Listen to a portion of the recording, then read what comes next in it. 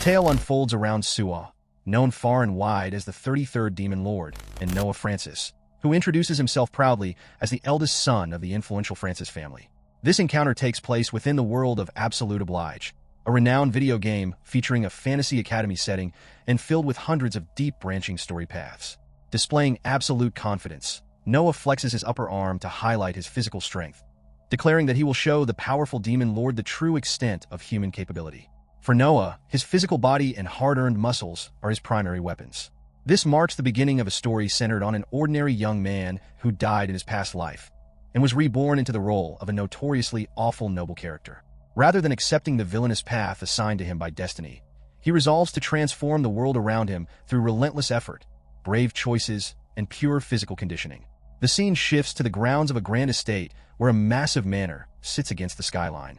Outside in the open field, Noah stands holding his arm while preparing for a rigorous physical training session. His training companion steps forward to confirm if Noah is fully ready before launching into the workout. Receiving Noah's go-ahead, the companion begins hurling heavy rocks straight toward him at high speeds. To defend himself, Noah channels his inner mana throughout his body to activate strength, a specific physical enhancement magic designed to dramatically increase an individual's power, agility, and speed. Utilizing this physical energy, Noah smoothly dodges every single incoming stone. While keeping this enhancement active, Noah attempts a complex task, casting fire magic simultaneously. Raising his hand toward a fixed target, he calls upon elemental flames, but instead of a blazing fire, his palm produces only a pathetic puff of gray smoke. Confused and disappointed by the complete failure of his spell, Noah sighs deeply and rests his hand on the bare dirt. He acknowledges that while he can easily sustain physical enhancement magic, elemental magic like fire remains completely out of his reach. Sitting directly on the ground to catch his breath, Noah ponders his natural limitations. Even though he already knew his magical capacity was weak, failing to produce even a tiny spark still feels discouraging. His training companion walks over to check if Noah sustained any injuries, but Noah assures him that he did not receive a single scratch or bruise during the drill. The companion expresses genuine admiration for Noah's reaction speed and agility, admitting that replicating such swift movements would be impossible for an ordinary person. Noah modestly brushes off the praise, remarking that he still has a very long path of training ahead of him. At that moment, a young girl named Kiera approaches from behind. Calling out to her older brother with affection, she leaps through the air and tackles him to the ground. Catching her safely, Noah cautions her that jumping onto someone unexpectedly can be very dangerous. Kiera smiles warmly at her brother and asks if his physical training is finally finished so that he can spend time playing with her. Noah gently explains that he still has academic studies to attend to for the day, suggesting that they might be able to play together tomorrow instead. Noticing Kiera staring at him with a strange expression, Noah asks her what is wrong. Kiera points out that he has fundamentally changed, reminding him that he used to despise both physical exercise and studying. Noah pauses to reflect on her words as Kiera agrees to wait for tomorrow, urging her brother to give his absolute best effort in his studies today before taking her leave. Left alone with his thoughts, Noah quietly reflects on how much his life has truly shifted. In his previous life, he was simply an average student who spent nearly all his free time playing video games. His daily existence followed an unending, simple routine: playing games, sleeping, waking up, and going to school. However, that everyday cycle vanished completely the moment he opened his eyes inside a massive luxury bed in an unfamiliar room. Hearing someone address him as Noah, he quickly realized he had been magically transported into the universe of Absolute Oblige. To his horror, he found himself occupying the body of Noah Francis, the primary villain of the game. Lord Francis, Noah's father, was an exceptionally wealthy man who used his vast fortune to buy anything he wanted. Following in his father's footsteps, Noah possessed a sharp, cruel tongue and a twisted personality, resolving every minor issue by throwing money at it. He was considered the absolute worst scum among the noble characters, hated by everyone around him. More terrifyingly, no matter which narrative path a player chose in Absolute Oblige, Noah Francis was doomed to die a gruesome death at the hands of the 33rd Demon Lord. In every single story route, he was mercilessly crushed into a pathetic state by heavy gravity magic, a fate so well known among the gaming community that it even inspired official merchandise depicting his defeat. Refusing to accept such a terrible fate or live as a piece of scum, Noah makes a firm vow to change his future. Refusing to be crushed to death by gravity magic, he accepts that because he lacks innate magical talent, he must train his body twice as hard as anyone else. He sets up a strict daily workout routine consisting of 100 push-ups, 100 sit-ups, and 20 running laps around the grounds. By building up his physical strength, Noah aims to stand alongside the main hero to defeat the Demon Lord together. recognizing this as his only true path to survival in this dangerous world.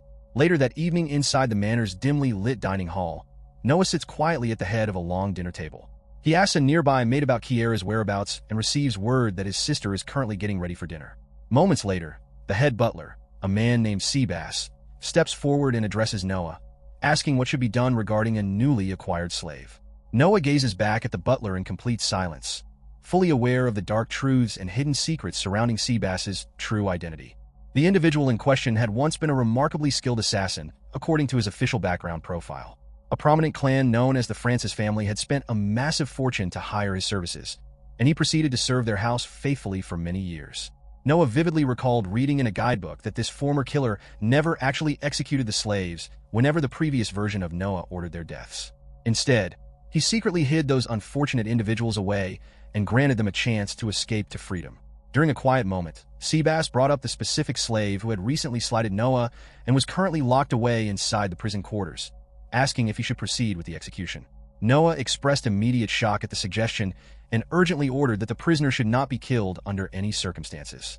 When Seabass showed visible confusion over the sudden command, Noah stumbled over his words and tried to make sense of his sudden change of heart. He paused to think through his next words carefully before asking if Seabass could simply release the captive from slavery altogether and offer them a regular job instead. Seabass asked if he was truly certain about such a decision. Noah wondered what could possibly be wrong with the idea, but Seabass claimed it was nothing serious. He admitted that he simply could not have imagined Noah making such a gentle request. To highlight the strange nature of the situation, Seabass began listing Noah's past cruelty, noting that Noah had ordered the death of a slave for spilling wine on his clothes precisely 151 days ago. He added that another slave was ordered executed for blocking the hallway 136 days ago, and yet another suffered the same fate for mispronouncing his name 115 days ago. Noah desperately begged Seabass to stop listing his past misdeeds, quietly reflecting to himself that the original Noah Francis was truly a terrible person. He then admitted aloud that he had likely caused Seabass and the entire mansion staff an immense amount of trouble over the months. He offered a sincere word of thanks to everyone for enduring his behavior for so long. The surrounding servants were completely stunned to hear Noah express actual gratitude. They immediately began wondering if he had fallen terribly ill, insisting that a doctor needed to be summoned right away to check his health. Noah tried his best to reassure the worried crowd that he was perfectly fine. Observing the interaction closely, Seabass began to wonder if Noah was making a genuine effort to change his ways. He decided that if that was truly the case, he needed to verify the truth with his own eyes through physical rigorous testing. Soon after, a group of energetic men joined Seabass and Noah, loudly chanting a chant about muscle power over and over again. Seabass scolded Noah for not putting enough spirit into his voice, prompting Noah to repeat the silly cheer much louder to match the group's wild energy. Noah reflected on how much closer he felt to Seabass recently, while Seabass encouraged him to keep pushing forward. Noah could not help but feel that the warm way Seabass looked at him was similar to how a grandfather would fondly gaze upon his own young grandchild. Seabass declared that it was time to advance to the next grueling stage of their routine, and Noah agreed to follow along. The two engaged in a fierce arm wrestling match where Noah poured every ounce of his physical effort into the contest. Seabass complimented Noah on building up considerably more muscle since their previous session, though he noted it was still not quite enough to beat him. With a powerful burst of force, Seabass threw Noah completely over a heavy barrel, causing Noah to let out a painful grunt as he hit the ground. Noah complained to himself about the strange group of muscle enthusiasts, concluding that every single person working in the mansion was an absolute monster. As he recovered, he looked at a glowing screen that hovered silently in midair right in front of his eyes. Without understanding how or when it started, he had gained the ability to see this magical status display. The screen displayed his name as Noah Francis, listing him at level 4, confirming his male gender, and ranking his stamina at C, his attack power at C-, his magic attribute at D+, and his speed at C, while leaving his overall intelligence completely unknown. Although Noah lacked any natural talent for magic or tremendous physical endurance, he had managed to grow significantly stronger solely because of the intense routines forced upon him by the mansion staff. Seabass called out to him again, pointing out that his biceps and back muscles were falling behind the rest of his physique and needed targeted work. Noah reluctantly agreed to the specialized workout using simple affirmative phrases. As he began performing the grueling repetitions, Seabass silently noted that Noah was genuinely sparing no effort to improve himself, observing that his overall body structure had become far more impressive than it used to be. However, Seabass felt that Noah still failed to grasp the true spiritual beauty and deep charm of physical fitness. He called out to Noah once more, explaining that they needed to learn to speak directly with their muscles, asserting that communicating with one's own body allowed a person to push themselves to far greater physical and mental heights. Noah reacted with utter disbelief, begging Seabass to pause and explain what nonsense he was talking about. He watched in astonishment as the other members of the fitness group began openly speaking affectionate words to their own bodies, praising their muscles or complaining that they had not lifted enough heavy weights during the session. Seabass instructed Noah to join the rest of the group and guided him directly in front of a large mirror.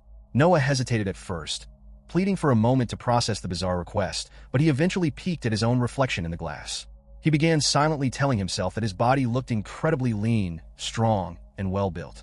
To his utter surprise, the strange mental exercise actually felt amazingly good, leading him to praise his own muscles out loud. Seabass smiled, satisfied that Noah's deep love for his own strength had finally been communicated to his body. He immediately suggested that they follow up the mirror session with a long-distance run, and Noah nervously agreed to participate. The group lined up at the starting point while Seabass gave the official countdown instructions. As soon as the signal was given, every single runner burst forward into a furious sprint. Noah marveled at how insanely fast the others were moving across the ground, but he determinedly vowed that he would not allow himself to be left behind in the dirt. He focused his mind and successfully activated his physical enhancement ability, causing Seabass to proudly take note that Noah had finally mastered the strength skill. Seabass found the situation increasingly fascinating as the workout progressed.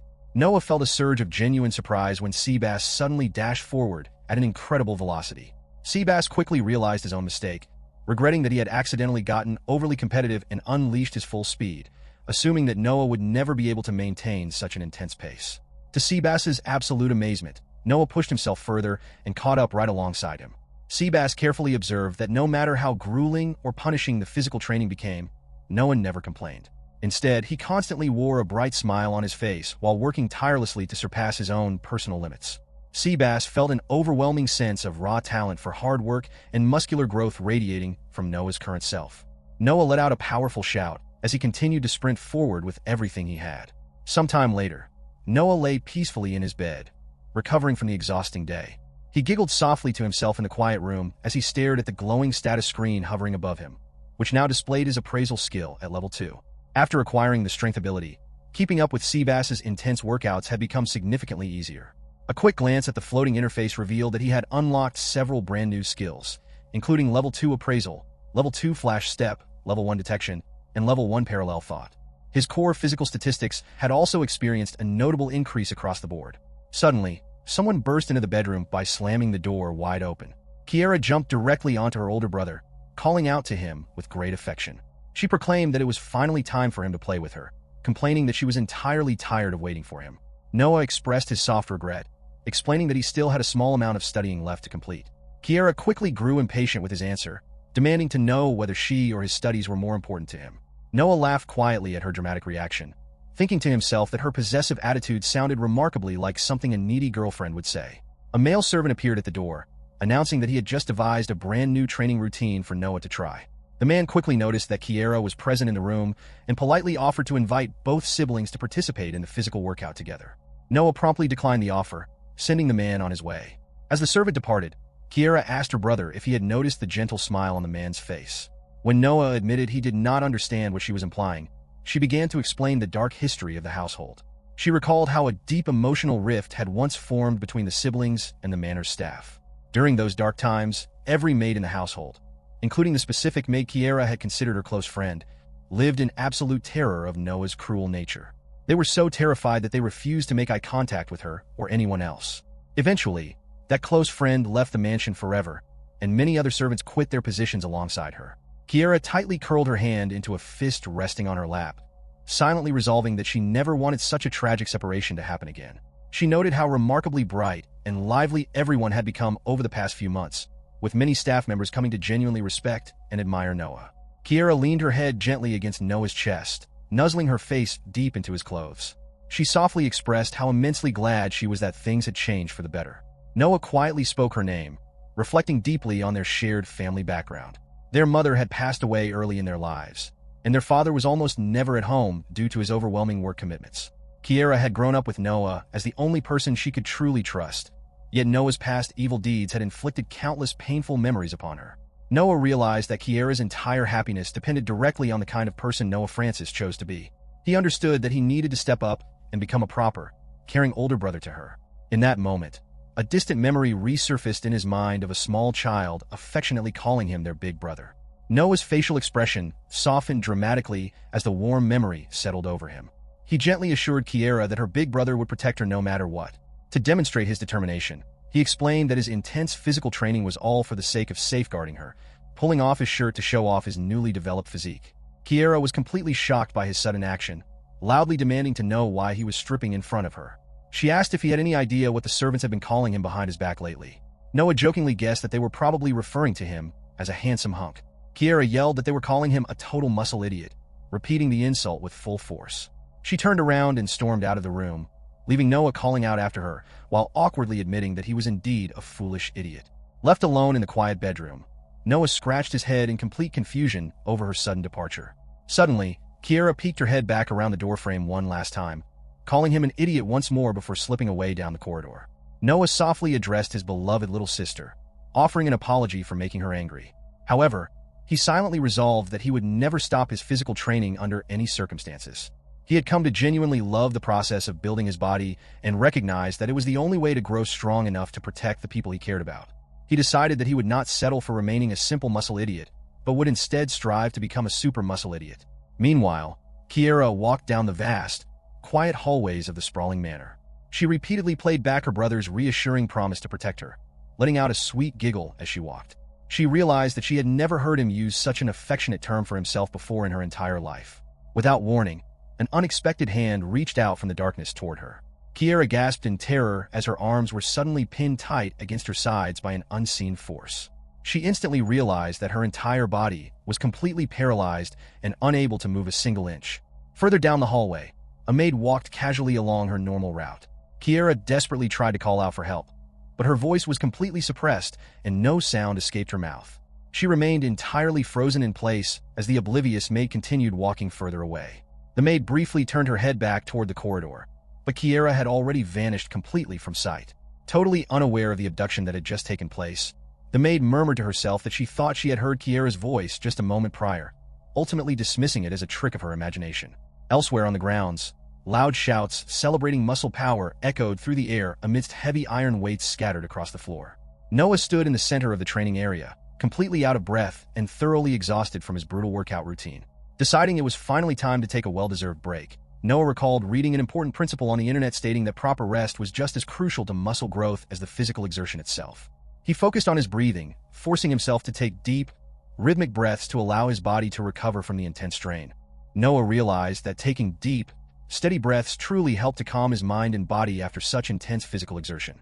As he focused on his breathing, a strange new sensation washed over him, allowing him to clearly sense the exact presence and location of every person nearby. He quickly understood that this newfound spatial awareness was the result of his newly unlocked detection skill. Suddenly, a wave of panic surged through him as he detected an unfamiliar presence rapidly moving away with Kiera. He questioned who could possibly be taking his little sister and what reason anyone could have for kidnapping her. Just as he pieced the situation together, Seabass rushed outside toward him, calling his name in a state of high alert. Seabass urgently announced that Kiera had been taken by an unknown assailant, but Noah immediately interrupted to explain that he was already aware of the situation due to his detection ability.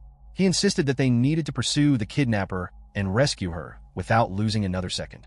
Seabass warned him that the mansion's guard force had already been completely overwhelmed and defeated, indicating that they were dealing with a highly dangerous and skilled opponent. He urged Noah to remain safely behind at the manor while he handled the rescue himself, but Noah firmly refused to stay back. He declared that he had to go because Kiera was counting on him and waiting for his help. Seabass stared at Noah for a brief moment before a warm smile spread across his face, agreeing to accompany him on the rescue mission. Noah offered a quick word of appreciation before Seabass cautioned that if Noah failed to keep up with the pace, Seabass would take the lead and handle the threat alone. Noah agreed to the terms, and the two immediately burst into a full sprint into the dark night. The outdoor grounds were shrouded in heavy darkness as they raced across the estate. Seabass suddenly directed Noah's attention upward toward the high cliffs towering above them. Looking up, Noah spotted a hooded figure perched near the peak, carrying Kiera's motionless body. Noah shouted his sister's name in desperation as the mysterious figure turned and began running away along the high edge. Seabass suggested taking the long path around the mountain path to reach the top, but Noah refused to waste time and decided they would scale the steep rock face directly instead. He instantly activated his strength enhancement skill and called out to Seabass, who immediately understood the plan. Seabass provided a massive physical launch, boosting Noah with tremendous force straight up the side of the cliff.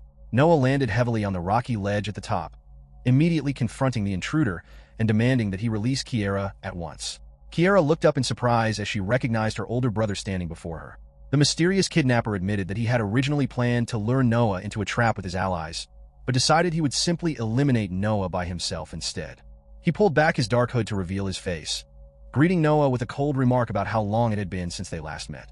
When Noah stared back with a blank expression, the man realized Noah had no idea who he was. He explained that he was a former guard who had served the Francis family for many years. Noah silently tried to process the information, recalling that the family had employed many guards over the years.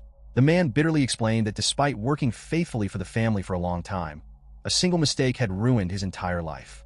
He recounted how he had once advised a fellow guard to go apologize directly to Noah after an incident, but his friend had foolishly believed Noah would be understanding and forgiving. With deep anger in his voice, the kidnapper revealed that Noah had ordered his friend's execution over that simple mistake, declaring that he would never forgive Noah Francis for his cruelty. Hearing this, Noah almost pointed out the truth, that Seabass had secretly saved everyone sentenced to death, but he quickly stopped himself, realizing the furious man was in no mood to listen to explanations. Shifting his focus entirely towards saving Kiera, Noah activated his appraisal skill to gauge the enemy's power. To his absolute dismay, he discovered that the man's physical attributes were all superior to his own, making a direct victory seem nearly impossible with his current stats. The kidnapper smirked arrogantly at Noah's visible hesitation, asking if he was terrified and mocking him for being utterly useless on his own. He degraded Noah as a complete piece of trash, leaving Kiera in absolute shock as she listened to the harsh insults. The man continued his cruel tirade, asking Noah if he knew what the servants secretly called him behind his back at the mansion. He listed the cruel labels, describing Noah as an individual entirely lacking talent, dignity, and culture, referring to him as nothing more than a parasite on the Francis family line. He pointed out the absurdity of a worthless noble who could end a life with a single word, yet remained an unloved, foolish ruler whom nobody actually cared about. He shouted that the world would be far better off if such a parasite were crushed immediately, repeating his insults over and over. Tears welled up in Kiera's eyes as anger washed over her. Desperate to defend her brother, she thrashed against her bindings and used a powerful headbutt against the man's side, successfully knocking the gag free from her mouth. Overwhelmed with emotion, she spoke out against the man's words. She explained that her older brother had been forced to carry the crushing weight of being the family heir ever since he was a small child, constantly enduring the bitter mockery of foreign nobles and adults who looked down on him as a mere child and a worthless upstart. Despite the endless hostility around him, he had always tried his absolute best to push forward. Furious at her interruption, the kidnapper delivered a harsh slap across Kiera's face, telling her to shut her mouth and stop making pathetic excuses for a monster. Noah cried out her name in pure rage as he watched the man strike his little sister. Though she fell face down onto the rough ground, Kiera lifted her head back up to continue speaking. She admitted that her brother had indeed acted like terrible scum in the past, and that his personality had become twisted over time, acknowledging that he was entirely to blame for his past mistakes. However, she raised her voice proudly to declare that despite everything, he was still her deeply cherished big brother. Noah froze in utter shock upon hearing her unconditional love and support. A genuine, warm smile broke across his face as her words sank in. He looked directly at the former guard and offered a sincere, deeply felt apology for ordering the execution of his friend, admitting that he could never truly forgive himself for the terrible choices he had made in his past life. Tightening his hand into a solid fist, Noah suddenly swung his arm with full force and punched himself directly in the face, leaving Kiera completely stunned and speechless at his sudden act of self-punishment. The man questioned whether Noah had completely lost his mind, completely dumbfounded by the sudden act of violence against himself. Noah calmly explained that he fully understood why the former guard harbored such intense hatred toward him, adding that he would not even mind if the man chose to take his life in retribution. However, he made it abundantly clear that he would never forgive the man if he forced Kiera to shed any more tears than she already had. Stepping forward with steady, deliberate strides, Noah demanded the immediate release of his little sister. The kidnapper's face twisted in dark anger, declaring that Noah's high and mighty act was completely useless. He vowed to murder Kiera right before Noah's eyes so the young noble could experience the exact same agonizing loss he had suffered. Calling Noah a useless pile of garbage, the man promised to end his life. Noah realized that he had no choice left but to engage in a direct fight. He softly reassured Kiera, telling her that while the situation was frightening, she only needed to hold on for just a little while longer. To build up his internal energy and focus his mind, Noah suddenly broke out into his loud muscle-power cheer.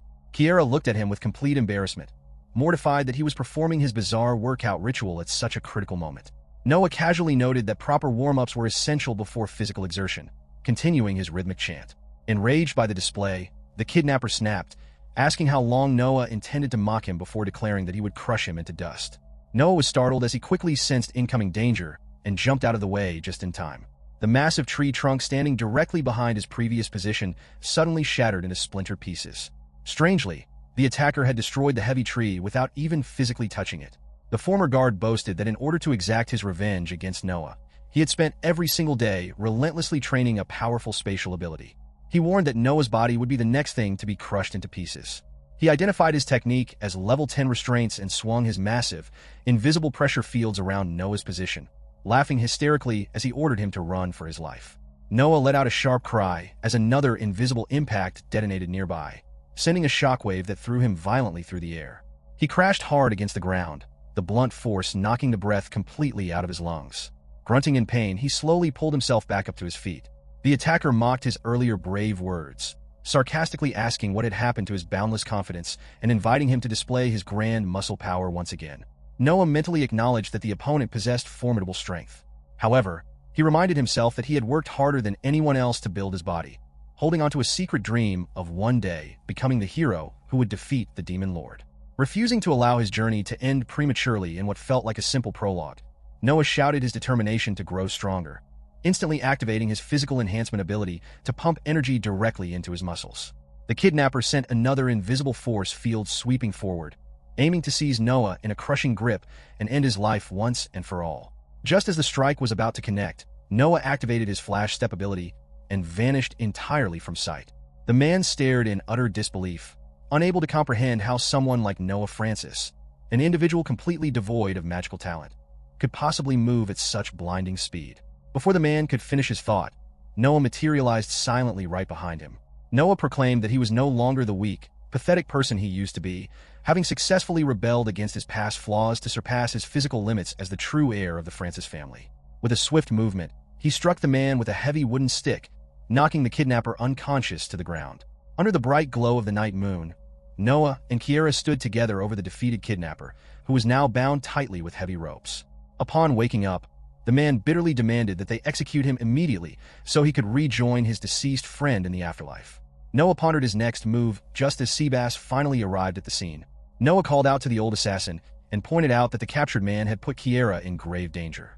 Seabass coldly suggested that such a crime warranted extensive torture, or at the very least, an immediate execution ordered by Noah. Hearing the harsh suggestion, the kidnapper trembled in terror. However, Noah quickly dismissed the idea, pointing out that Kiera was completely unharmed and there was no need for extreme punishment. He added that, in a tragic way, the man was simply another victim of the previous Noah's cruel actions. Noah then casually brought up the fact that Seabass had secretly freed all the servants who were ever sentenced to death, revealing that he had known the truth all along. Seabass expressed mild surprise that Noah had seen through his secret actions. Noah turned to the terrified kidnapper and assured him that his close friend was actually alive and living safely elsewhere. The man gasped in shock, begging to know if it was truly the truth, and Seabass officially guaranteed that his friend was alive. Overwhelmed with relief, the former guard broke down into heavy tears, repeatedly thanking goodness that his friend had survived. The two siblings smiled warmly at each other as the chaotic ordeal came to an end. Shortly after, the faint sounds of search parties echoed through the woods as the mansion's remaining servants called out for Noah and Kiera. Noah noted their arrival, prompting Kiera to ask what story they should give the staff to explain the night's events. Noah looked around the serene mountain environment and suggested telling everyone that the three of them had simply snuck out together to admire the night stars. He looked over at Seabass for confirmation, and Seabass quietly remarked on how drastically Noah had changed as a person. Noah reflected that he had always been considered an odd child, suggesting that perhaps he had been steadily evolving all along into a simple, muscle-loving noble. Kiera let out a gentle smile at his words. Noah scooped his little sister up into his arms to head back to the manor, but Kiera playfully protested, asking to be put down and insisting that she was far too mature to be carried like a small child. The approaching servants watched the peaceful family scene unfold from a distance with warm relief. Sometime later, deep within the quiet halls of a distant estate, a young maid approached a noble girl named Cecil to deliver an important announcement. The maid informed her that official arrangements had been finalized for her to become engaged to Noah Francis.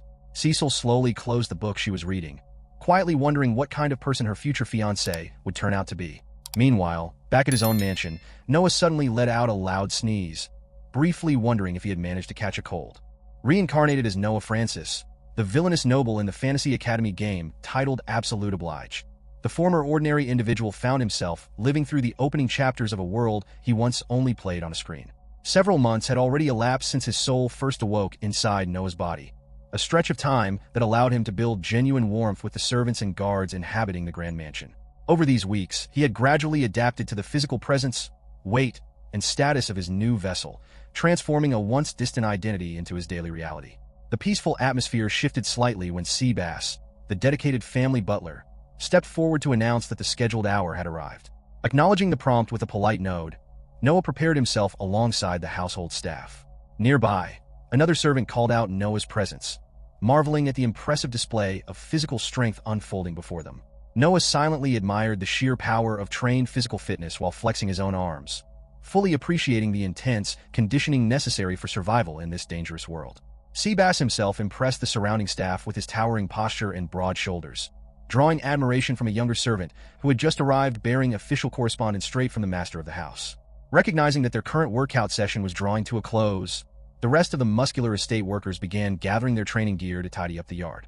Taking the envelope presented to him, Noah carefully broke the wax seal and pulled out the paper inside. Reading the neat handwriting, a sudden wave of alarm washed over him as the reality of the message settled in. The document formally announced that his official marriage partner had been chosen by his family, naming Cecil Edward as his future bride. This critical plot milestone from the original game had finally arrived. Cecil Edward was the main love interest from Absolute Oblige, celebrated throughout the kingdom as a remarkable young woman graced with both exquisite physical beauty and sharp intelligence. Even when he had viewed her through a gaming monitor in his past life, her striking design had captivated him. According to the original storyline, Noah was destined to enroll in the prestigious Absolute Academy roughly 2 years in the future, where he would meet Cecil face-to-face for the very first time. However, the canonical narrative held a grim fate for the villainous noble. At the Academy, Cecil would inevitably fall in love with the hero of the story, while growing to utterly despise Noah for his cruel disposition and villainous schemes. Eventually, her disgust would lead her to break off their political engagement entirely. Consumed by jealousy and blinding rage, the original Noah would attempt to execute a vengeful plot against them, only to discover that the emotional bond between Cecil and the hero was far too strong to shatter. In the original timeline, Cecil would coldly deliver a devastating rejection, informing Noah that he was every bit as awful as the dreadful rumors claimed, before expressing her wish to never lay eyes on his face again. Recalling that brutal line from the game, Noah let out a nervous, self-deprecating laugh. He knew that if a real person spoke those exact words to his face in this life, the emotional blow would crush his spirit entirely. Noticing his master's sudden shift in mood, Seabass approached with visible concern, gently inquiring about his well-being.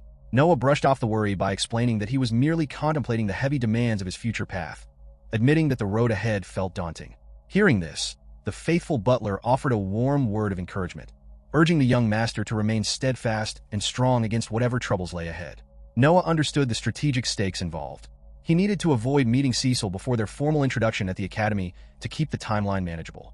More importantly, to escape the horrific death flags awaiting him as the story's antagonist, he had no choice but to build enough power to eventually help defeat the dangerous demon lord.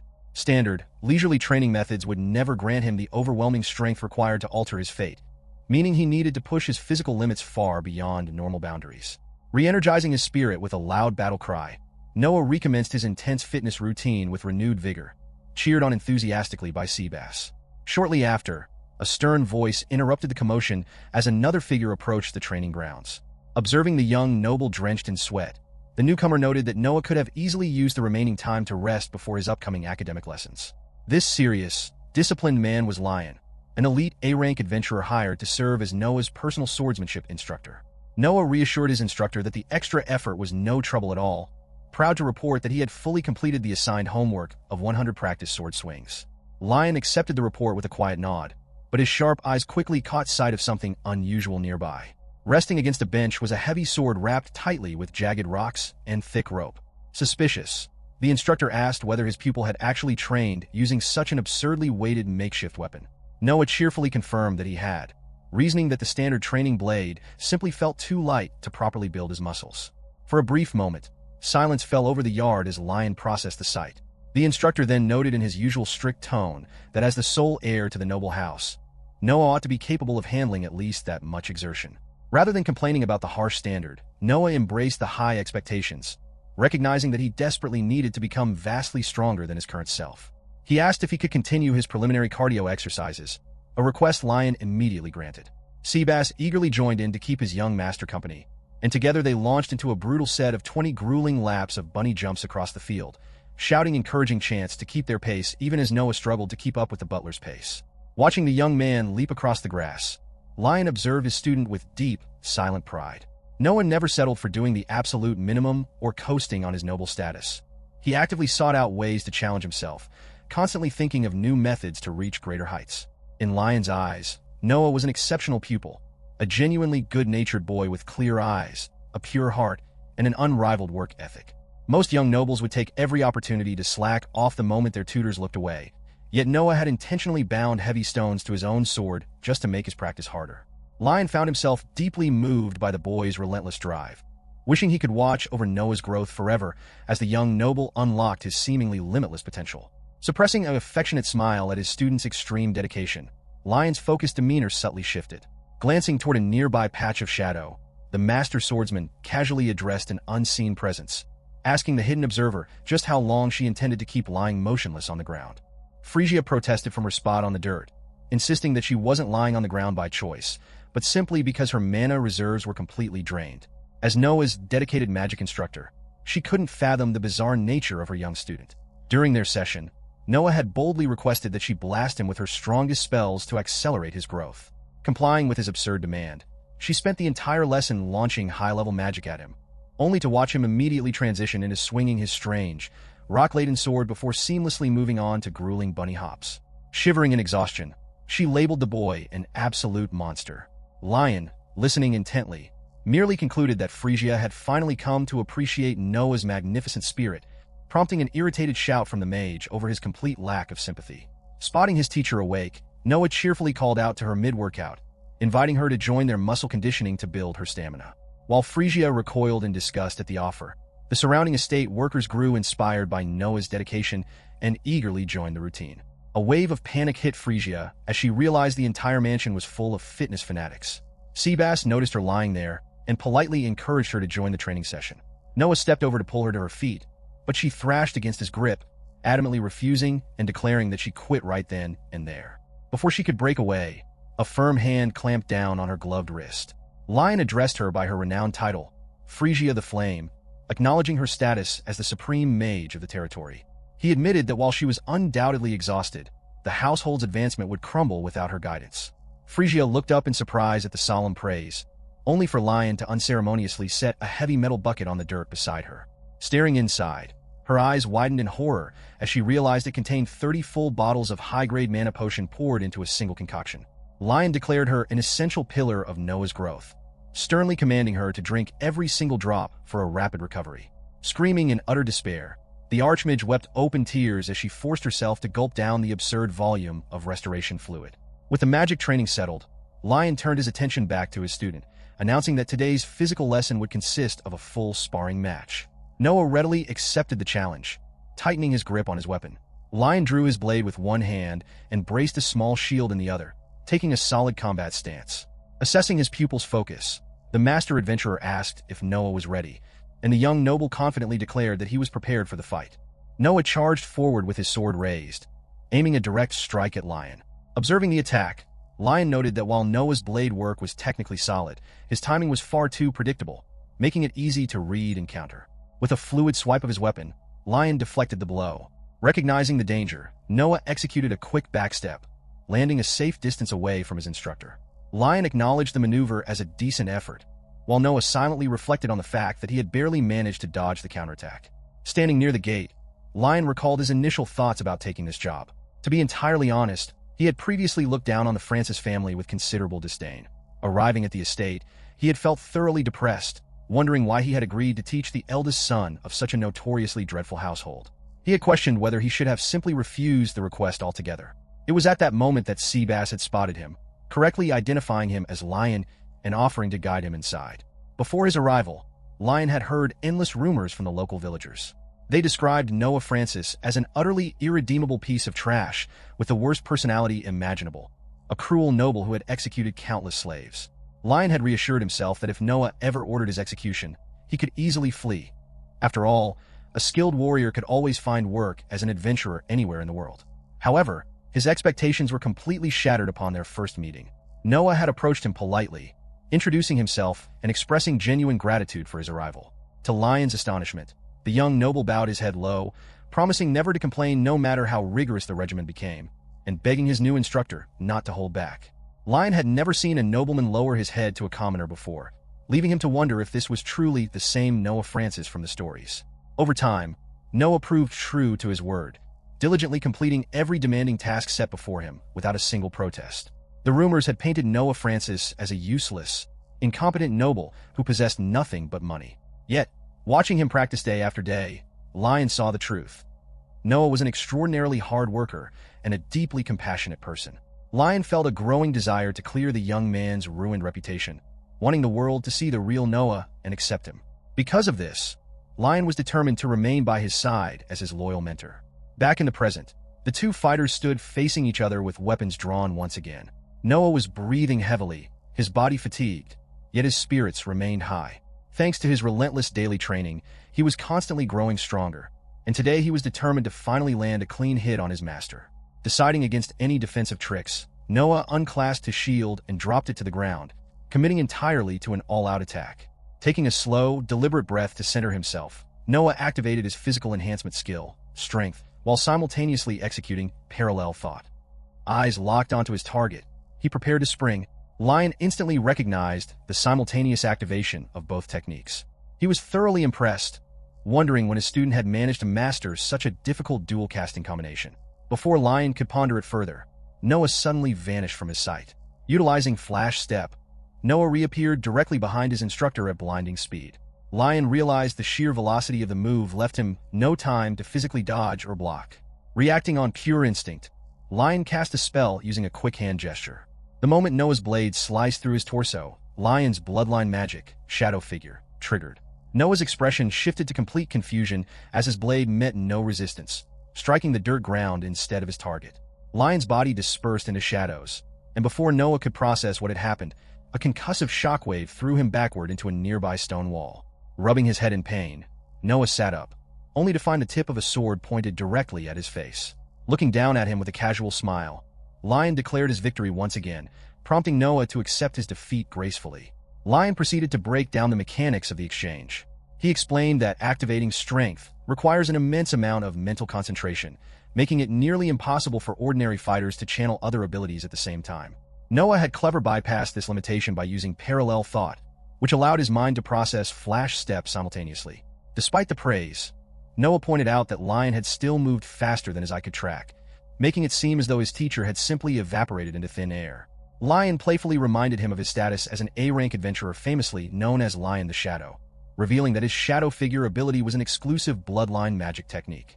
Noah admitted with a sigh that bloodline magic felt hopelessly unfair, though he quickly resigned himself to the reality that some innate advantages simply could not be overcome. Lion offered further encouragement, reminding Noah that he had learned strength in an extraordinarily short amount of time and had already mastered maintaining parallel thought alongside it, an achievement truly worthy of praise. Noah smiled warmly, thanking his mentor and asking if he had really done well. Watching his student's humble reaction, Lion noted how exceptionally meek the young noble was. He gently advised Noah not to push his body past its limits to the point of injury, silently thinking to himself how incredibly endearing his pupil was. At the same time, Lion recognized that such extreme humility could foster self-doubt and weakness. Listening to Noah promise to continue trying his best, Lion wished he could find a way to build the young man's confidence. An idea suddenly struck the veteran adventurer. Lion proposed changing the structure of their lessons for the following day, suggesting a field trip to the local adventurers guild. Noah was caught off guard by the suggestion, questioning the idea of visiting the guild. Glancing over at Phrygia, who was standing nearby looking utterly pale and on the verge of vomiting from exhaustion, Noah realized that his scheduled magic lesson for the next day would likely be canceled anyway, agreeing that a visit to the guild might be the best path forward. Lion agreed, promising to come by the estate to pick Noah up the following morning, to which Noah readily concurred. Later that night, as he lay in bed, Noah found his mind consumed by thoughts of the upcoming visit to the Adventurers Guild. Having frequented the location countless times within the virtual world of the game, he realized this would mark his very first time stepping inside it in real life. A wave of nervous excitement washed over him. Every time he closed his eyes, his mind raced with endless possibilities, leaving him tossing and turning throughout the night. He silently reflected that he had not experienced such restless anticipation since the eve of a school field trip back in elementary school. The next morning, Seabass entered the room to wake him, urging that it was time to get up. Noah offered a weary response, prompting the butler to pause and inquire if something was amiss or if his young master was feeling unwell. Noah quickly reassured him that he was completely fine despite his exhaustion. A short while later, Lion and Noah made their way through the front gates of the estate. Behind them, Kiera waved an energetic goodbye while Seabass stood attentively near the entrance, maintaining his watchful guard. With a small stretch, Noah let out a large yawn just as Lion formally announced their departure. Rubbing his tired eyes, Noah muttered under his breath that traveling to the guild used to take only an instant back in the game.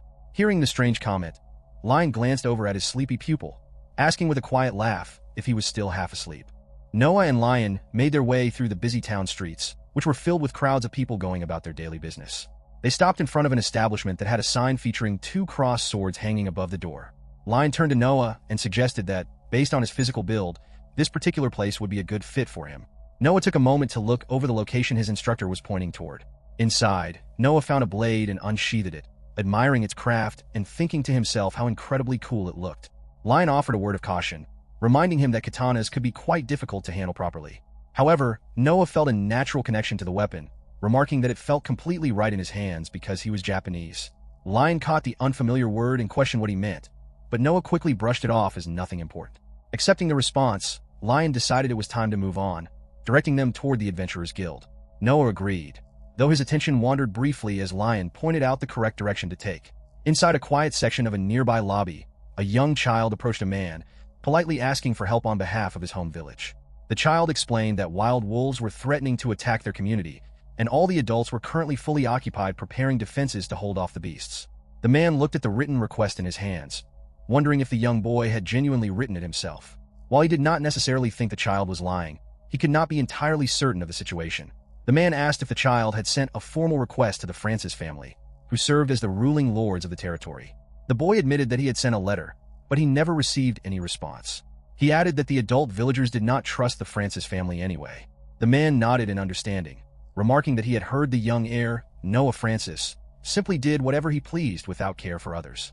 He noted that people considered the heir to be unrefined, foolish, unpopular, and utterly unreliable, concluding that the city would be completely ruined once Noah officially took over as lord.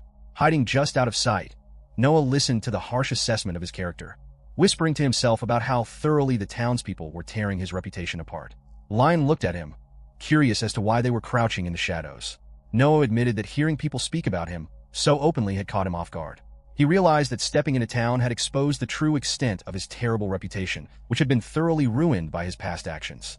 He began to worry that the widespread hatred could spark a rebellion among the populace, a disaster that could easily lead to a terrible outcome for his life. Recognizing the danger, Noah realized he needed to act quickly to restore his family honor and regain the trust of the people. Back in the lobby, the man apologized to the child, stating that he could not assist and telling the boy to seek help from someone else. The boy begged him to wait, but the man simply turned and walked away. As the boy stood alone, a large man bumped into him from behind with considerable force. The collision knocked a small pouch from the boy's hands, sending his few precious coins scattering across the hard floor. The large man scowled down at the child, complaining that the boy was blocking his path. Apologizing repeatedly, the boy scrambled to the ground to pick up his fallen money. Instead of letting the child gather his belongings, the large man pulled back his leg and launched a heavy kick straight at the defenseless child, telling him to get out of the way. The boy braced for the impact, curling up to protect himself as the blow landed with great force. However, when the large man looked down, he realized his foot had not struck the child at all. Noah had thrown his own body in front of the boy, shielding him completely and absorbing the heavy blow. Noah looked down at the child, gently asking if he was unhurt. The boy nodded in relief, thanking his savior. Standing nearby, Lion recognized the aggressive giant immediately, calling him by the name Hashbart, and noting that he was still as quick to resort to violence as ever. Hashbart was caught off guard by Lion's presence, surprised to see the well-known adventurer standing there. Meanwhile, the young boy looked at Noah in concern, asking if he was truly all right after taking such a heavy strike. Noah reassured the boy that he was perfectly fine. To prove it, he unbuttoned and removed his shirt, proudly declaring that his physical body was protected by a natural layer of solid muscle. He looked down at his own bicep, talking to it as if it were a separate entity, declaring that his muscles were the absolute strongest, and then mimicking a response confirming the statement. Lion shook his head at the strange display, handing Noah his clothes back while warning him that standing around without a shirt would cause him to catch a cold. Noah accepted his garments back with a quiet word of thanks. Hearing the name spoken aloud, Hashbart suddenly froze as the truth set in. He realized that the young man standing before him was none other than the son of Lord Francis. Surrounding onlookers echoed the name in hushed, shocked tones, recognizing Noah Francis as the infamous heir of the territory. The young child peeked out from behind a bystander, staring at Noah in complete disbelief. Hashbart sneered at Noah, demanding to know what a piece of trash noble was doing walking around their town. Noah remained completely silent, choosing not to argue. Lion observed the tense interaction, silently reflecting on how casually Hashbart referred to Noah as garbage. It was a clear, harsh reflection of how the common people viewed his student. Noah finally spoke up, calmly explaining that he was visiting the town on a learning trip as part of his ongoing training lessons. Hashbart burst out laughing, mocking the idea of an excursion. He sneered, calling Noah a worthless noble who had casually executed dozens of innocent slaves, declaring the entire situation a ridiculous joke. Hashbart claimed that Noah had always abandoned every single study session and martial lesson the moment things became difficult, possessing neither the determination nor the talent to accomplish anything meaningful. He insisted that there was no possible way someone like Noah could ever complete a legitimate guild request. Hearing the aggressive insults, a nearby spectator grew terrified, wondering if Hashbart realized how dangerous his words were. The bystander worried that openly insulting a powerful nobleman could provoke Noah's wrath, potentially leading to the entire crowd being punished as accomplices to treason. Fixing his glare on the young noble, Hashbart demanded that Noah stop staying silent and say something back to defend himself. Noah looked up, his face wearing a completely unreadable expression. Hashbart scoffed in irritation, asking why the young noble was staring at him like that. Noah remained entirely silent, his eyes locked onto the larger man. Hashbart grew increasingly uncomfortable under the persistent gaze, demanding to know what the look was supposed to mean and what could possibly be going through the young noble's mind. In reality, Noah was quietly evaluating Hashbart's physique. As he carefully inspected the man's trapezius, rectus abdominis, and quadriceps, he came to a critical conclusion. The quality of the man's physical conditioning was shockingly low. It was clear to Noah that Hashbart had never showered his own body with proper care and dedication, making his large build a complete waste of potential. Satisfied with his evaluation, Noah allowed a quiet smile to cross his face, taking comfort in the knowledge that his own muscles were vastly superior in quality. Refusing to engage further, Noah simply turned around and walked away, casually motioning for Lion to follow him as he headed toward the main reception counter. Hashbart shouted after them in frustration, mocking Noah for running away and claiming that Lion would end up doing all the hard work for any request they took anyway. Hearing the insult, Lion stopped and turned back to face Hashbart. He challenged the man's claim that Noah was useless on his own, proudly declaring that his student was more than capable of completing any guild request in the hall without needing any assistance. Hashbart scoffed, insisting that Lion was merely making empty boasts to protect his student's pride. Amidst the confrontation, the young boy scrambled forward, desperately reaching out to recover his dropped document. Before the child could grab it, Hashbart deliberately brought his heavy boot down, crushing the handwritten request beneath his heel and leaving the young boy staring in utter shock. Hashbart looked down at the boy with anger in his eyes, demanding to know what he was looking at. Standing nearby, Lion raised his voice, commanding the giant man to step off the paper. Hashbart sneered in defiance, asking what would happen if he simply refused to obey. Lion answered calmly, warning that if the man was unable to comprehend basic words, he would be forced to make him understand. Before the situation could escalate further, a hand reached down and firmly grabbed Hashbart's leg. Noah looked up at him, ordering the man to remove his heavy foot from the child's belongings immediately. The young boy watched in complete shock at the noble's sudden intervention. Hashbart claimed that he had not even noticed the filthy piece of paper on the floor, adding with a cruel smirk that he had no intention of moving his foot. Noah insisted that the paper was clearly a deeply important request to the young boy. Challenging Noah directly, Hashbart dared the young noble to try and move him by force, mocking Noah's slender build and claiming it would be impossible for someone so delicate to push him aside. Noah suddenly burst out into a loud, energetic chant, shouting for his muscles to grant him strength. With an impressive surge of power, Noah grabbed the massive man and flipped him upside down, slamming him onto the ground. The surrounding crowd gasped in utter disbelief at the incredible display of raw physical force. Standing over his opponent, Noah remarked that the giant man was actually much lighter than he appeared. Turning back to the child, Noah picked up the crumpled document and handed it back, prompting a quiet word of gratitude from the boy. Hashbart quickly pushed himself up from the dirt, grunting in embarrassment while insisting that he had merely slipped. He spat at the ground, declaring that no respectable adventurer would ever accept such a disgusting request, claiming that the child would need to offer 10 times the usual payment if he wanted anyone to take the job. The child held his small pouch tightly, admitting that those few coins were all the money the villagers possessed. Noah fell silent for a moment, carefully contemplating the situation as he held the paper in his hands. He asked the group if it would be all right for him to accept the task himself. Hashbart stared at him in complete disbelief, while the young boys stammered out a hesitant response. Noah reassured them, noting that the target village was not very far away and stating that he did not care about receiving a monetary reward. Lion asked his student if he was truly certain about taking on such a task. Noah nodded firmly, confirming his decision. Observing his pupil, Lion was deeply moved by the young noble's selflessness. He had initially assumed Noah would select a simple, low-rank quest purely to gain battle experience. Seeing the young man express genuine concern for the suffering of common folk made Lion realize just how compassionate and merciful Noah truly was. Lion felt a surge of pride, reaffirming his belief that Noah was entirely different from the corrupt, self-serving nobles of the world. Turning to the child, Noah announced that they would head straight to the village together, and the boy happily agreed. Hashbart immediately shouted for them to wait, demanding to know why someone like Noah Francis was showing concern for a mere commoner, declaring that such kindness was completely out of character for him. Noah stepped forward, proudly stating that since he was destined to manage the territory on his family's behalf, it was only natural for him to take personal responsibility and resolve any problems facing his people. The child explained that the wild wolves resided in the forest located northwest of their village, warning that the beasts typically hunted in small packs. Knowing that dangerous wild animals roamed the woods, Noah carefully sheathed his sword as the group prepared to head into the wilderness. Later, while traveling through the dense forest, Lion noted that although they had encountered a few minor monsters along the way, they had already entered the territory where the wild wolves were supposed to live. Noah paused and looked around his surroundings, utilizing his specialized detection skill to scan the environment. Despite activating the ability, he was unable to sense any wild wolves in the immediate vicinity, suggesting that they should venture a little further to the west. A short distance behind them, another adventurer grumbled to Hashbart, asking why they were bothering to guide a piece of garbage noble through the woods. Hashbart scolded his companion, calling him a fool and pointing out that Noah was the heir to the entire Francis territory. He sinisterly suggested that the entire Francis family deserved to die, proposing that they could easily stage an accident during the monster hunt. He reasoned that nobody back in town would find it suspicious if a noble perished in battle against beasts.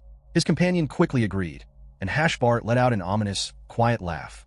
Unbeknownst to them, Noah's heightened sensory skill allowed him to pick up their conversation clearly. The detection ability vastly amplified his hearing, enabling him to listen to every detail of their treasonous plan. Choosing to remain composed, Noah decided to act normal and wait to see how the two men would proceed before taking action. A few moments later, Hashbart brought his weapon down hard, striking down a nearby creature. He bragged that the beast was his fourth kill of the trip. Watching the attack, Noah wondered why the man was bothering to slaughter such harmless, docile creatures.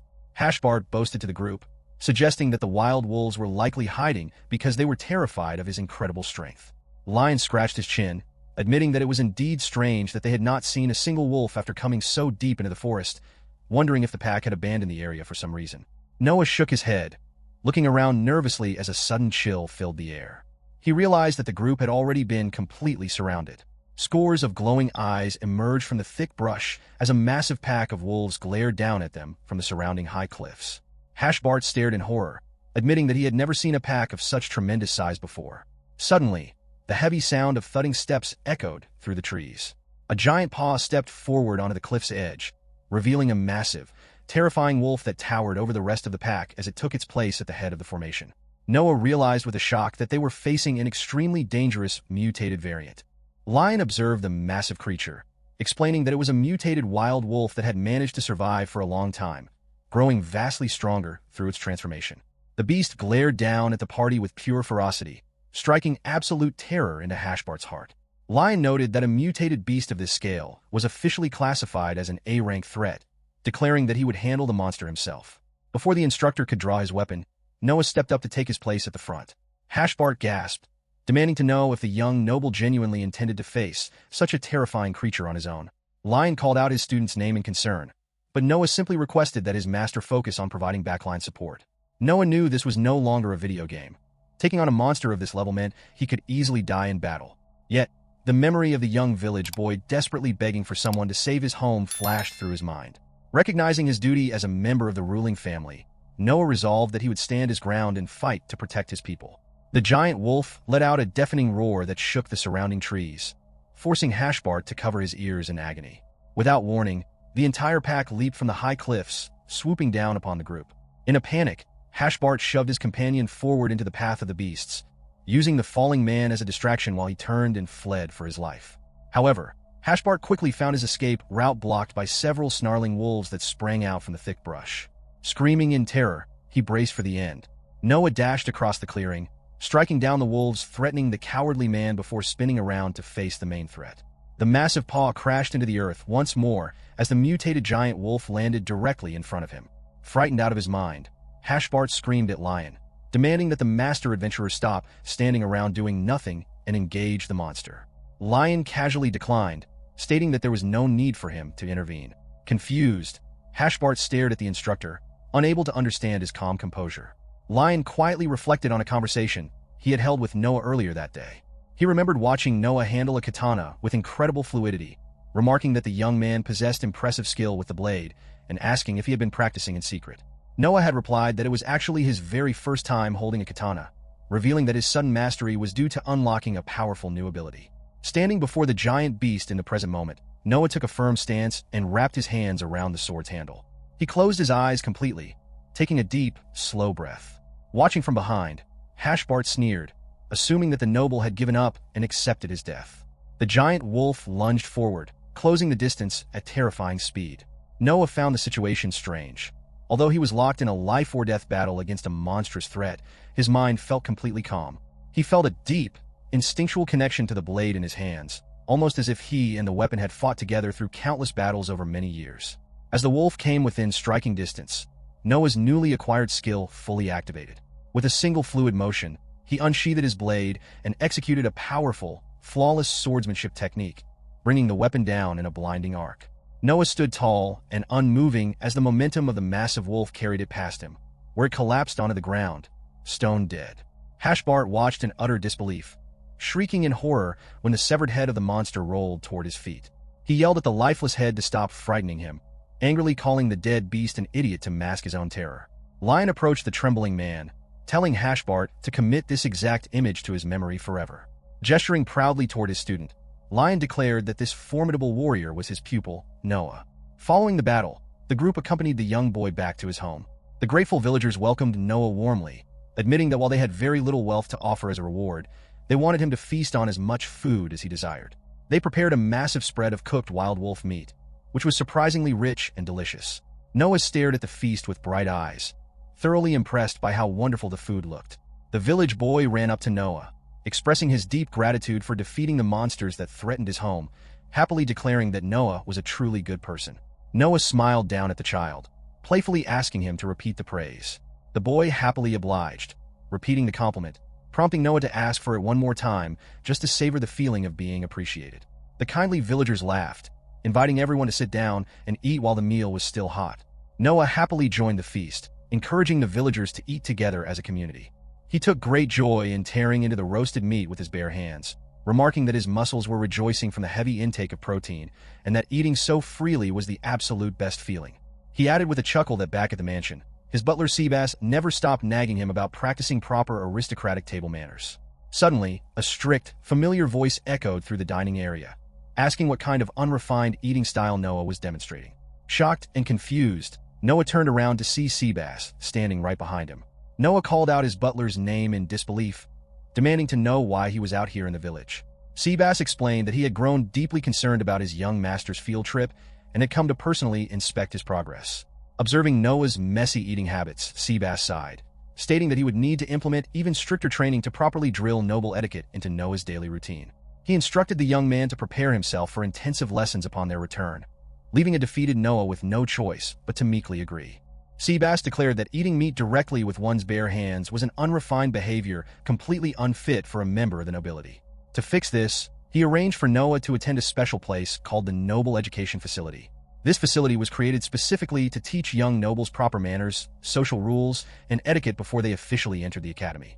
As the students gathered inside, the head instructor greeted them all, expressing his sincere hope that everyone present would take full advantage of this valuable opportunity to improve themselves. Noah felt a sudden wave of sheer panic wash over him. Looking toward the side of the grand hall, he was completely shocked to discover that Cecil Edward was standing right there in the very same room. The instructor announced that their very first lesson of the day would be formal ballroom dancing, instructing all the young men and women to quickly find a partner of the opposite gender. Around the room, young nobles immediately began pairing up, calling out sweet names and chatting cheerfully with one another. Noah realized that he needed to find someone fast, mentally begging any of the nearby girls to choose him so he would not be left behind. Unfortunately, everyone seemed to ignore him, and he grew terrified that he was going to end up completely alone without a partner. Just as his anxiety reached its peak, a gentle voice from behind asked if he would like to dance together. Turning around in disbelief, Noah asked if she was truly offering to pair up with him, offering his heartfelt thanks. The girl politely introduced herself, revealing that she was thrilled to meet him. Noah stood frozen in absolute shock as he looked at her face. It was Cecil herself. They stepped onto the practice floor, but almost immediately, Noah clumsily stomped right onto her foot.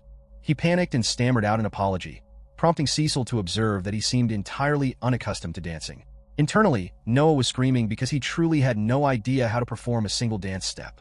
He quickly realized how incredibly dangerous this situation was. In the original storyline of the game world he now inhabited, Cecil was destined to fall in love with the main hero and end up with him in the end. If Noah acted friendly toward her now and accidentally built a good relationship, he would destroy that original storyline completely. Doing so might rob Cecil of her ultimate happily ever after. In the original game, she was supposed to dump Noah shortly after they both started attending the academy. Therefore, he decided that his best option was to make her absolutely despise him right here and now. Recalling the original game events, Noah remembered that the old, villainous version of himself had attempted to grope her rear during a dance. Noah figured that committing the exact same offensive act would guarantee an instant ticket to her hatred, which instantly earned him a harsh slap across the face. Hesitantly, he slowly lowered his hand from her waist, his face turning bright red from intense shame and hesitation. As his fingers crept closer to her, his conscience completely took over, and he shouted at the top of his lungs that he simply could not go through with it. Cecil completely misunderstood his sudden shout and dramatic movement, marveling at how incredible his spinning technique was and insisting that he was doing fantastic. Confused, Noah asked if that was really how it looked to her, and she cheerfully insisted that they continue their practice. As they moved across the floor, Noah decided to ask her directly if she was truly all right with their arranged marriage. Cecil looked at him with confusion, so he clarified that their engagement was merely something forced upon them by her parents, adding that he believed she should be allowed to be with someone she genuinely loved. Cecil found his statement extraordinarily strange, explaining that ever since the day she was born, she had never possessed the right to choose her own partner.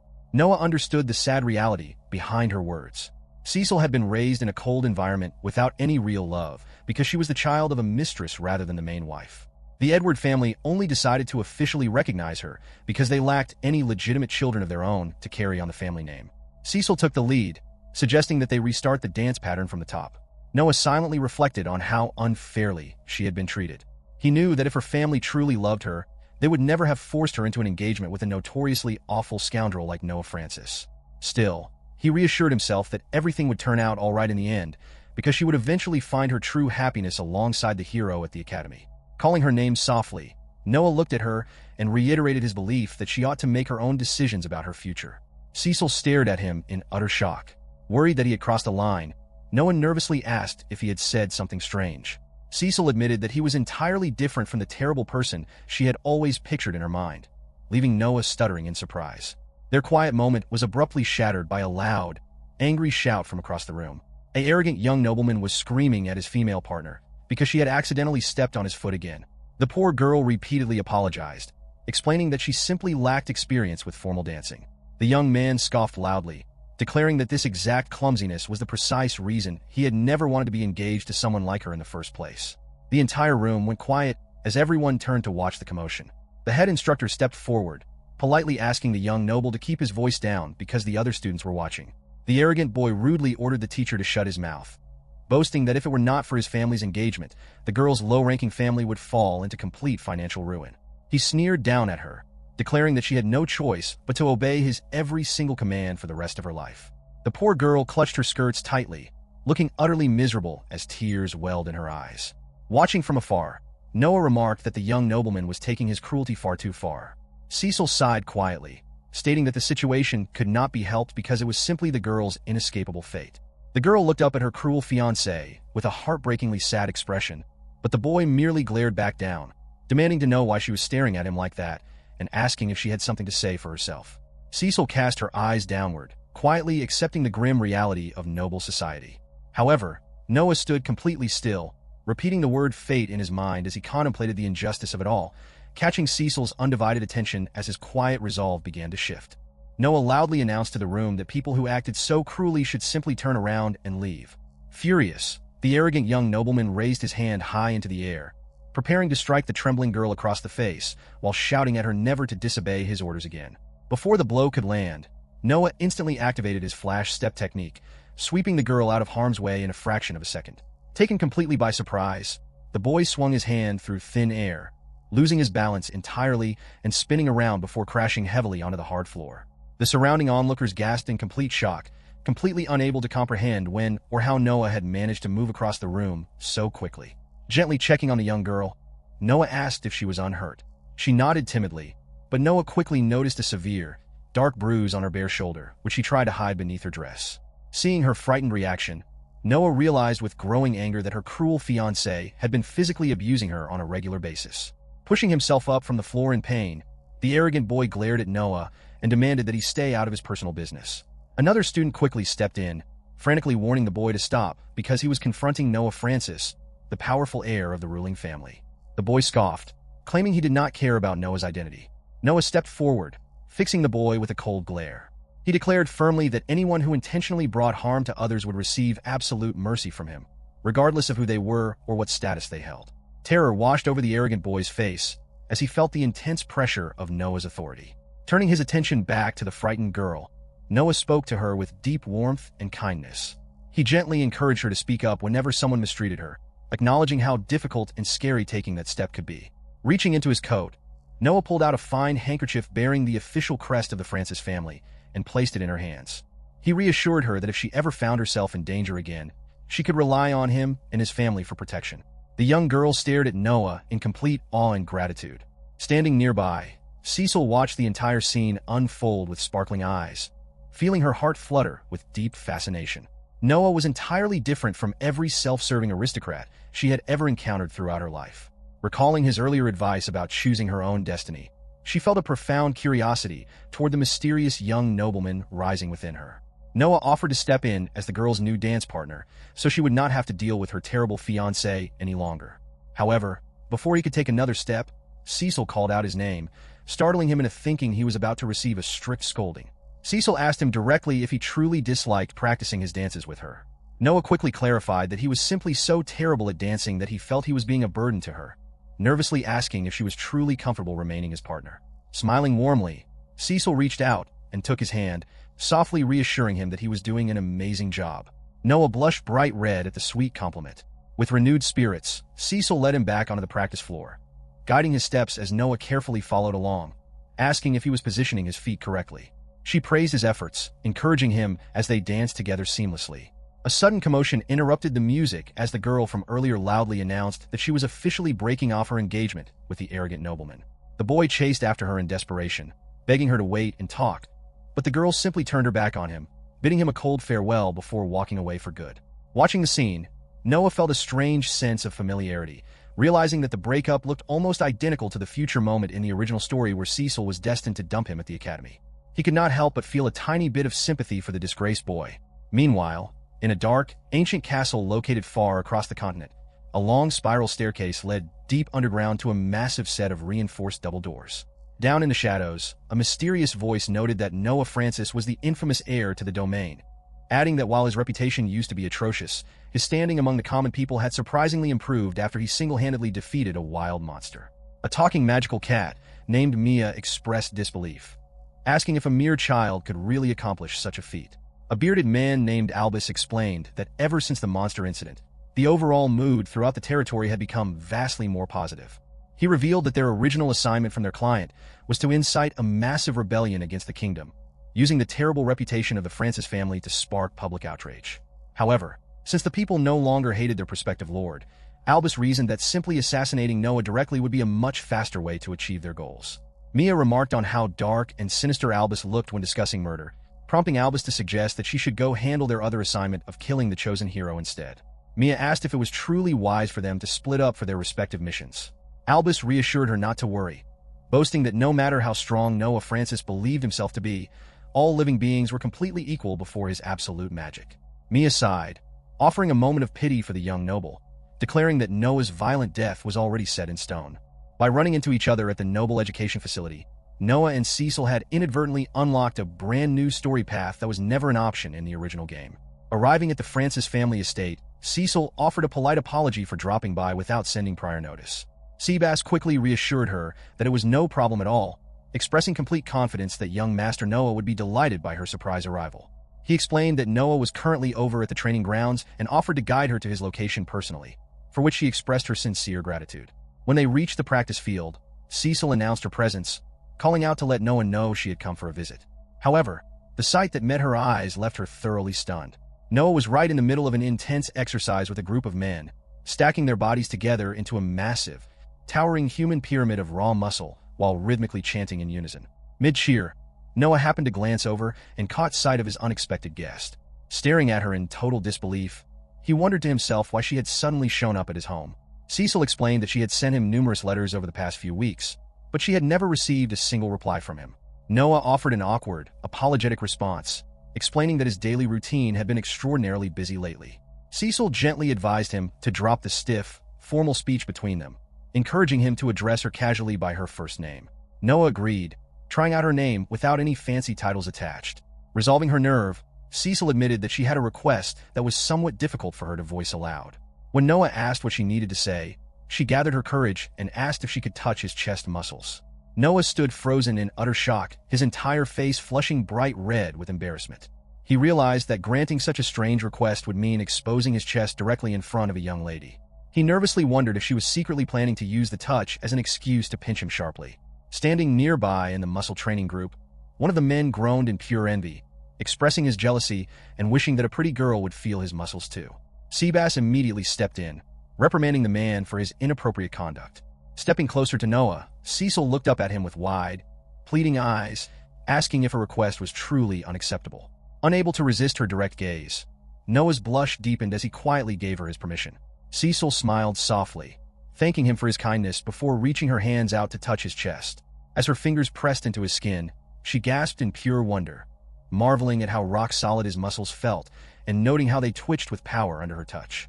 Blushing intensely, Noah pleaded with her to choose her descriptions a bit more carefully, internally wondering if Cecil had always possessed such a bizarrely bold personality. The real Cecil felt completely different from the tragic, timid girl he remembered from the original game story. Shyly leaning his body away from her hands, Noah tried to regain his composure. Cecil let out a cheerful laugh, declaring that he was genuinely such an entertaining and fascinating person. It was only then that Noah realized the truth. She had been intentionally teasing him the entire time, just to see his reaction. As Cecil laughed, a dark glare burned into her from the shadows nearby. Kiera was watching the whole interaction with absolute fury, outraged that an outside woman dared to ogle and touch her beloved brother so brazenly. Cecil quickly noticed the young girl standing nearby and correctly guessed her identity. Smiling brightly, Cecil praised Kiera for being such a cute little sister, adding that since they were engaged, Kiera would officially become her younger sister in the future as well. Cecil expressed how much she was looking forward to their days ahead as a family. Kiera returned a cold, sweet smile, echoing the sentiment and calling Cecil her big sister. Despite their polite words, an overwhelming, suffocating aura of hidden hostility flared between the two girls, leaving a sweating Noah wondering why he felt such intense, terrifying pressure in the air. Hoping to escape the dangerous atmosphere, Noah announced that he was going to return to his intense physical training, telling the two girls to enjoy themselves and chat. As he walked away, Cecil let out a small, dramatic sigh. She mentioned that despite sending Noah countless letters and romantic invitations, he had ignored every single one, and now that they were finally together, he simply ran off to exercise instead. She pouted, wondering aloud if Noah secretly hated her. Remembering the absurd, towering mountain of letters Cecil had delivered to their mansion, Kiera silently reflected that any normal person would be terrified after receiving such an overwhelming flood of mail. Still, Kiera stepped up to defend her brother, reassuring Cecil that Noah certainly did not dislike her. She explained that Noah was simply a man of incredible discipline who refused to miss even a single day of his grueling training. She listed his daily routine, revealing that Noah tirelessly trained his muscles, practiced his swordsmanship, perfected his magic, and ran a staggering 100 kilometers every single day. Most impressively, no one was forcing him to push himself so hard. He did it all purely out of his own intense willpower. Kiera noted that no normal human being could ever push their body to such extreme limits day after day. Listening to the explanation, Cecil recalled their very first meeting, remembering that she had sensed his incredible physical strength right away. She realized that Noah was truly the living embodiment of pure, hard work and dedication.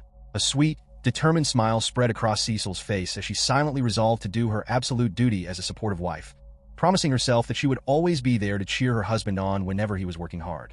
Standing beside her, Kiera glared at the older girl with complete disdain and deep suspicion. Later that evening, Noah and Cecil sat together for dinner in the grand dining hall. Cecil complimented the food, expressing how much she enjoyed the meal. Noah told her he was glad it suited her taste, adding that their head chef, Onbar, would be thrilled to hear her praise. Changing the topic, Cecil asked Noah if he was familiar with the 12 Mages. Noah searched his memory and recalled that in the video game he played in his past life, the 12 Mages were an elite group of subterranean assassins specializing in high-profile killings. Throughout the game, these dangerous mages repeatedly tried to eliminate the main hero. However, since their primary target was the hero rather than himself, Noah wondered why they were relevant to his situation. He admitted to Cecil that while he had heard of them, he failed to see how they pertained to his life. In response, Cecil playfully pinched both of his cheeks, scolding his naivety. She explained that because the Francis family held a complete monopoly over national trade, countless influential enemies desired to eliminate their lineage, making Noah an obvious target for assassination. Noah realized with a shock that his family's position was far more critical than he had assumed, strengthening his resolve to protect his household. Cecil released his face and continued her explanation, revealing that while the 12 Mages appeared to operate purely for monetary gain on the surface, their ultimate goal was actually to establish an independent nation of their own. She noted that because these figures were far removed from ordinary human mindsets, it made sense that they would pursue such an extreme ambition. Admitting that there was no telling what dangerous schemes they might execute, Cecil earnestly asked Noah to remain extremely cautious, and Noah agreed while nursing his swollen cheeks. He marveled at Cecil's vast knowledge, thoroughly impressed by her sharp awareness. A mansion servant entered the room and served the evening's main course, accepting Noah's polite thanks. Seabass then requested that the servant take the trash out to the exterior bins, and the man dutifully complied. Stepping outside, the servant approached a large trash dumpster and peered inside. Staring back at him was a terrified, bound man who looked completely identical to the servant himself. Disgusted, the imposter servant grumbled that trash was not supposed to struggle or make noise. The imposter reflected on his infiltration, noting that while the Francis estate was heavily guarded and employed strict poison testers, the unexpected presence of Cecil Edward was the only variable outside his calculations. Nearby in the shadows, the dark mage Albus dismissed the servant's concerns as child's play. Albus revealed that he had successfully laced Noah's meal with exactly 0.1 grams of potent dragon tranquilizer. He boasted that within an hour, the drug would take full effect, allowing him to personally execute the young noble while he was trapped in a deep sleep.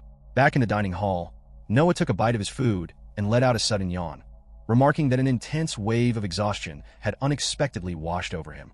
Seabass gently reminded his young master that they were still in the middle of formal dinner service. Cecil spoke up, offering an apology as she admitted that she, too, was feeling overwhelming fatigue. Seabass deduced that both of them must have had an exceptionally tiring day, offering to show them directly to their respective guest quarters.